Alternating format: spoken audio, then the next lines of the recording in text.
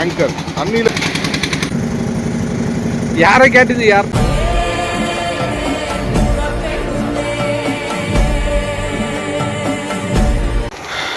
அந்த போட்டு எப்போ வந்து சரிம்மா நம்ம ஃபர்ஸ்ட் பேசிட்டு இருக்குமா வந்து சரிம்மா.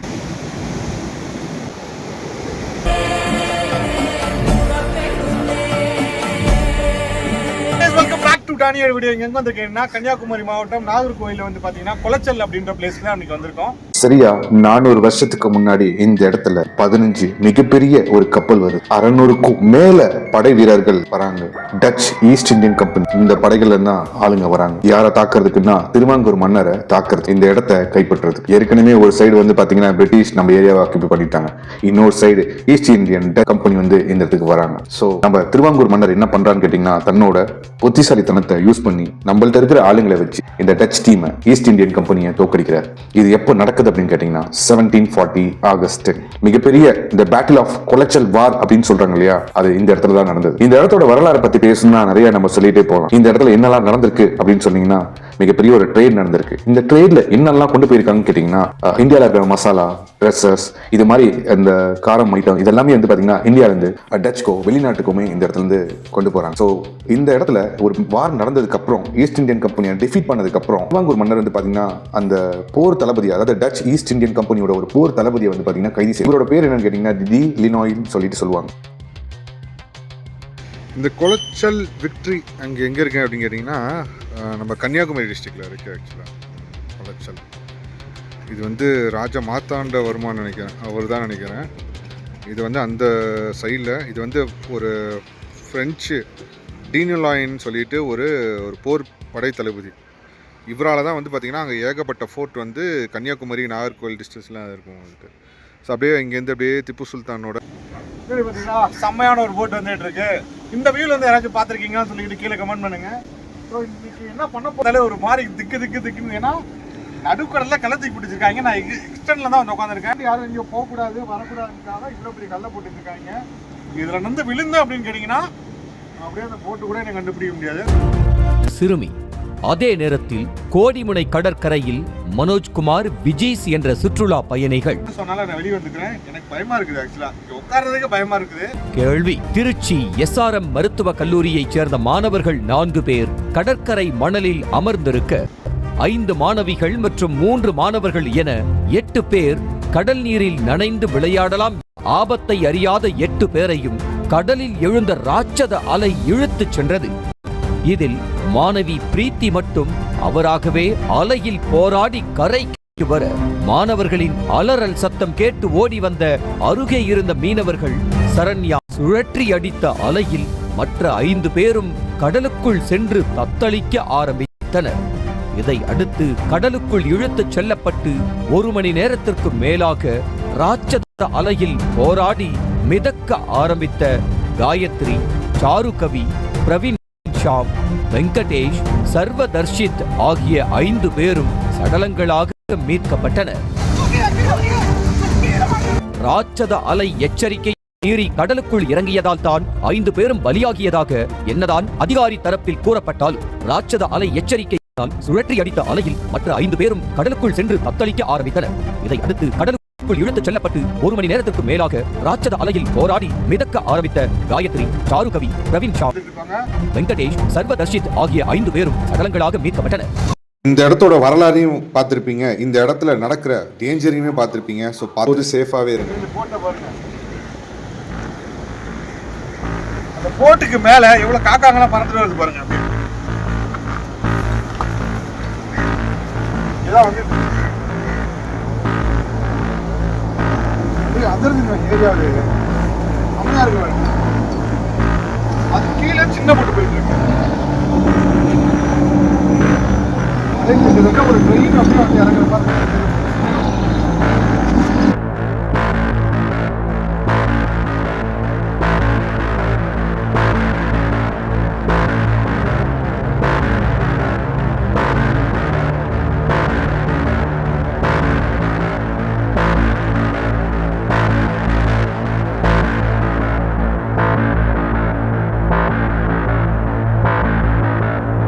அங்கே வருங்க,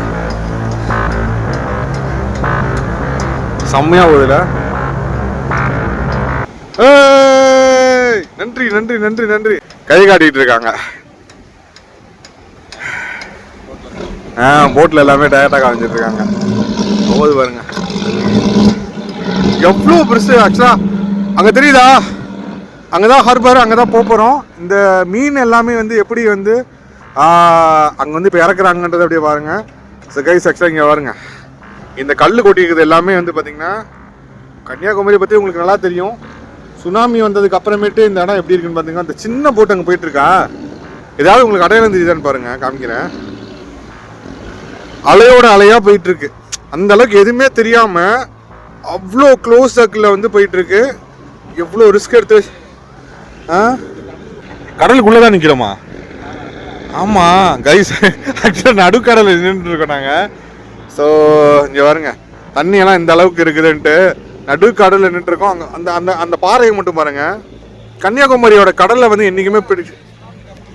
இது சுனாமிக்கு அப்புறமேட்டு போட்டதா? இந்த காக்கா குருவி எல்லாம் பார்த்தீங்கன்னா அப்படியே ஏதாவது அங்கேருந்து வரும்போது அப்படியே பயந்துட்டு ஓடியாருது. இப்போ இந்த போட் வந்து எங்கே போகுதுன்னு பாருங்க, அங்கே பாருங்க, இங்கே போயிட்டு இருக்காங்க.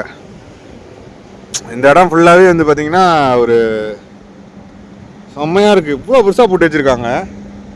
இங்கே நின்றுருக்க இடம்லாம். ஆக்சுவலாக இப்போ நம்ம ஹார்பர் போயிட்டு ஹார்பர்லேருந்து அப்படியே வந்து பார்த்தீங்கன்னா அங்கே பாருங்கள், அந்த இடத்துல ஒரு பிரிட்ஜ் இருக்குது. ஆக்சுவலாக அந்த பிரிட்ஜை போய் பார்க்க போகிறோம். இங்கேருந்து அந்த பிரிட்ஜோட அலையோட வேல்யூ மட்டும் பாருங்கள் எப்படி இருக்குன்னு. ஐயோ கைஸ், ஆக்சுவலாக வந்து ஒரு வண்டியுமே வந்து பார்த்தீங்கன்னா மின் பின் வந்து அப்படியே இருக்கும். கார்லேயும் பைக்லேயுமே சரி. ஒரு போட்டு வந்து பார்த்தீங்கன்னா ரிவர்ஸ் கியர் போயிட்டு கரெக்டாக அதே இடத்துல போய் உட்கார போகிறத நான் இப்போ தான் முதல் டைம் பார்க்குறேன். அங்கே போய் காமிக்கிறாங்க.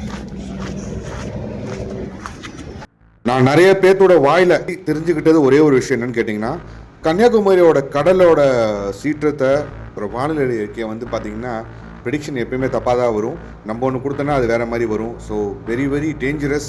ப்ரெடிக்ஷன் பண்ண மாதிரி கண்டிப்பாக இருக்காது. அதை ரொம்ப ஆணித்தனமாக நிறைய பேர் நம்பினாங்க. அது எனக்கும் ஷேர் பண்ணாங்க. நானும் அப்படி தான் ஆக்சுவலாக டிவியில் நியூஸை பார்த்தேன். புயல் எதுவும் இருக்குதான்னு பார்த்தேன், எந்த ஒரு இதுவுமே இல்லை. ஆனால் கடலோட சீற்றம் வந்து பார்த்திங்கன்னா பயங்கர கொடூரமாக இருக்குது. அந்த அலையோட சவுண்டே அப்பா பயங்கரமாக இருக்குது. நல்லா இந்த இடத்துல நிற்கவும் முடியல. இப்போயே எப்படி இருந்துச்சுன்னா சுனாமி இருக்கும்போது எப்படி இருந்திருக்கும் கைஸ். ஆக்சுவலாக யோசிச்சு பாருங்கள். இந்த அலை அப்படியே அங்கே அடிச்சு இழுத்து ஒரு இடத்துக்கு போனால் இன்னொரு இடத்துக்கு வேறு இடத்துக்கு தான் மாறி மாறி போகுது. சேமாக ஒரே இடத்துக்கு அலை வரல.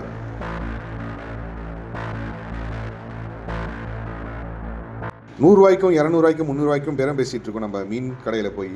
இந்த மீன் பிடிக்கிறதுக்கு தன்னோட உயிரை பணையம் வச்சு இந்த இடத்துக்குள்ளே போயிட்டு வராங்க அப்படின்னா அவங்களோட வேல்யூவும் அவங்களோட ரெஸ்பெக்டும் எங்கே நம்ம ஹெல்த்தி நல்லா இருக்கணும், நல்லா படி சாப்பிடணும் அப்படின்றதுக்காக பிஸ்னஸ் பண்ணுறாங்க. பட் ஆனால் இந்த உயிரை பணையம் வச்சு இதுக்குள்ளே போயிட்டு வரதை நினச்சாலே எப்பா பயங்கரமாக இருக்குது. உண்மையிலே அவங்களுக்கு மிகப்பெரிய ஹேட்ஸ் ஆஃப். பகல்லையே எப்படி இருக்கு, அப்போ நைட்டு இந்த இடம் கடலுக்குள்ளே எப்படி இருக்கும், எந்த ஒரு யார் ஆப்போசிட்டில் வராங்க, கடலுக்குள்ளே இருக்காங்களா, எதுவுமே தெரியாது. வலையெல்லாம் எடுத்துகிட்டு இருக்காங்க. ஆக்சுவலாக இது பாருங்கள், இந்த வலையெல்லாம் ஒவ்வொரு டைமும் போயிட்டு வந்து இதெல்லாம் தான் வந்து எடுத்து காய வச்சு திருப்பி உள்ளே கொண்டு போவாங்க. இதெல்லாம் சில இதெல்லாம் வேஸ்டான போட்டு, ஆக்சிடென்ட் ஆன போட்டெல்லாம் எடுத்து கொண்டாந்து கரையில் கொண்டாந்து வச்சுருக்காங்க. அவ்வளோதான், முடிஞ்சு போயிடுச்சு அதோட கதை.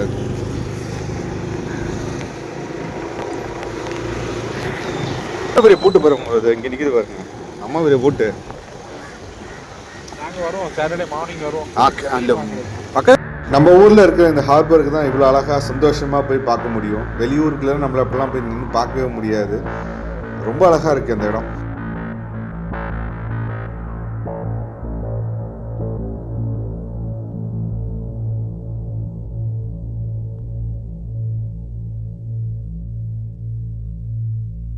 கப்பலே சும்மா ஜங்கதியாக இருக்குது. ஆட்டம் போடுது பாருங்க, ஒரு ஆட்டம் ஆறா மாதிரி இருக்கு.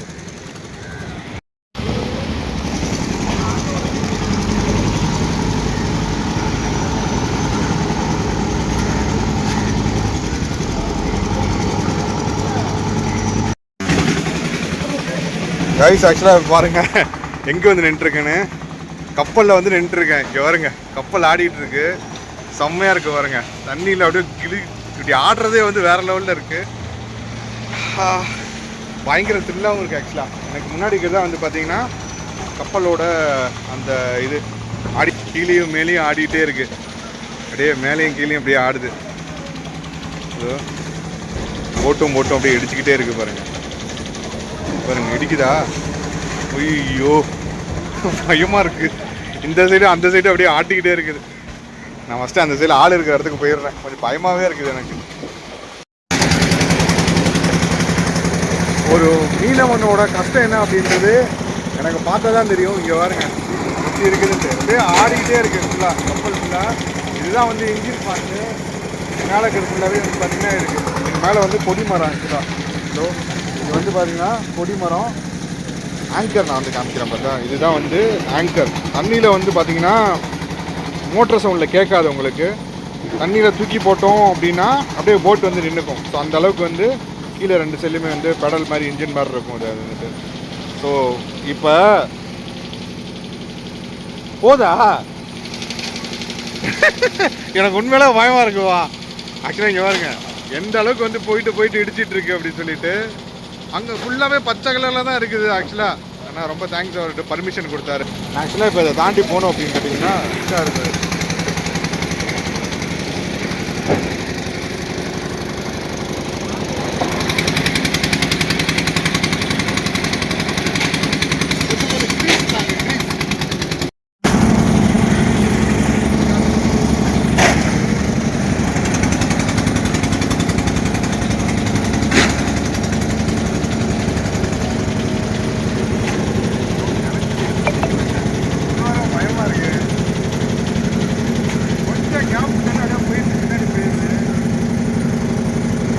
யாரை கேட்டுது யாரை கேட்டு அங்கே அதில் எப்படிடா யாருன்னு எப்படி ஏறினேன்னு கேட்டேன். அப்படியே இறங்கி வா.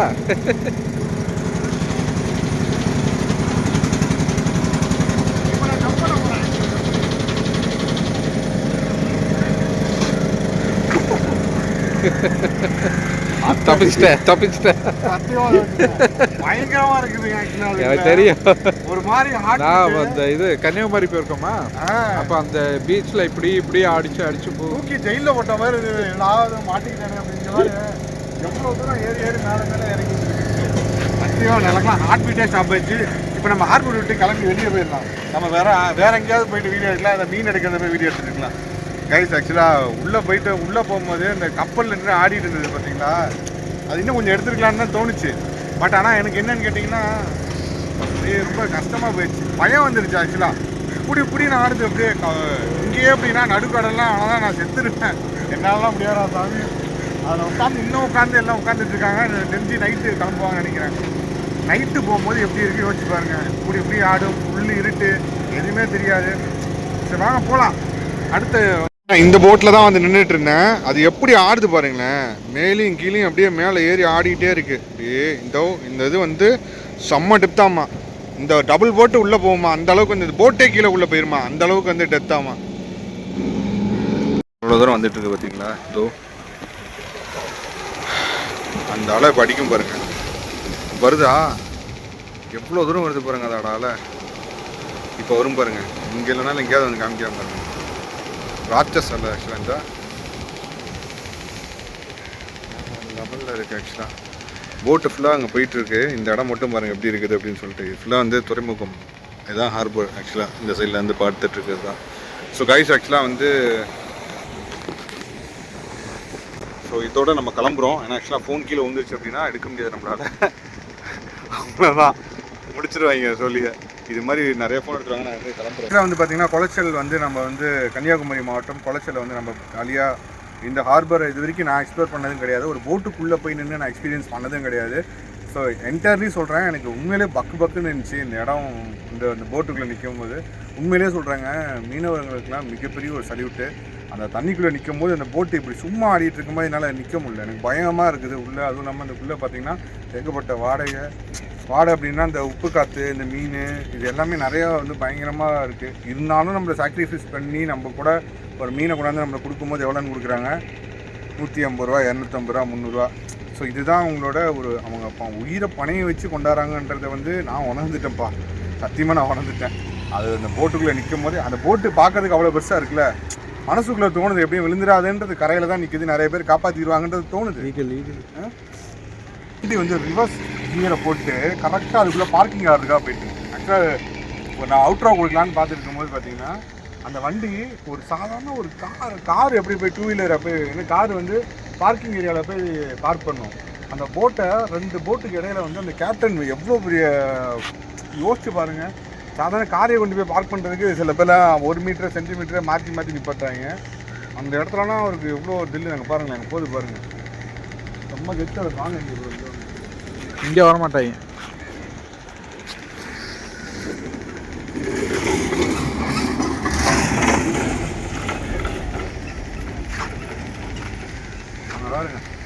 கரெக்டாக அதுவும் அந்த போட்டு மட்டும் நிற்கிற மாதிரி போகுது. அந்த இடத்துல 2 போட்டு நான் தூரத்துலேருந்து பார்க்கும்போது 2 போட்டு ஒத்த போட்டு தான் நிற்கிற மாதிரி தெரிஞ்சுது. இந்த போட்டு எப்போ வந்து தெரியுமா, நம்ம ஃபஸ்ட்டு பேசிட்டு இருக்கும்போது வந்து தெரியுமா ப்ரோ? ஆமாம், அந்த போட்டு தான் அது. இப்போ நேரம் அந்த பார்க்கிங் சிக்னல் அந்த இடத்துல கரெக்டாக கிடைக்கிறதுக்கு தான் இருக்குது. எல்லா போட்டும் பாருங்கள், எல்லா போட்டோட இடிச்சுக்கிட்டு உரசிக்கிட்டே தான் இருக்குது. நிறைய பறந்து பாருங்க ஈகிள்ஸ். மீன் சாப்பிட்றதுக்காக வருது போல. இங்கேயும் இதுலேயும் மீன் பிடிப்பாங்கல்ல? எதில்? ஐயோ ஆமாம். ஸோ கைஸ் ஆக்சுவலாக thank you so okay, so thank you so much for watching this video. See you on another video. Until then, bye bye from Danny. Catch you later guys. நாகாவுக்கு தான் மிகப்பெரிய நன்றி. ஏன்னா அவரால் தான் வந்து பார்த்தீங்கன்னா இந்த பிளேஸ் எல்லாமே நான் இன்றைக்கி வந்து எக்ஸ்ப்ளோர் பண்ணி முடிச்சிருக்கேன். மழை இன்றைக்கி செம்ம மழை பெஞ்சிட்டு இருந்தது. அன்ஃபார்ச்சுனேட்டாக நான் வீடியோ எடுக்கும்போது மட்டும் மழையே வர மாட்டேது. அதுதான் எனக்கு ரொம்ப சங்கடமாக இருக்குது. See you காரைக்குடி வீடியோஸில் நம்ம வந்து சந்திக்கலாம். பாய். எப்படி வருது பார்த்தீங்களா? வெறித்தனமாக வந்துட்டு இருக்கு. ஆக்சுவலாக நான் மேலே நின்றுருக்கிறது வந்து எனக்கு மேலே இருக்கிறது வந்து பார்த்தீங்கன்னா பிரிட்ஜு. இங்கே வருங்க, அலையெல்லாம் ஃபுல்லாக எலும்புதா இந்த பாருங்க. இப்போ நான் நிற்கிற இடத்துக்கு காலுக்கு வந்துருச்சு. இப்போ இதுக்கப்புறம் வராது. இப்போ என்னை தாண்டி போவோம். ஆக்சுவலாக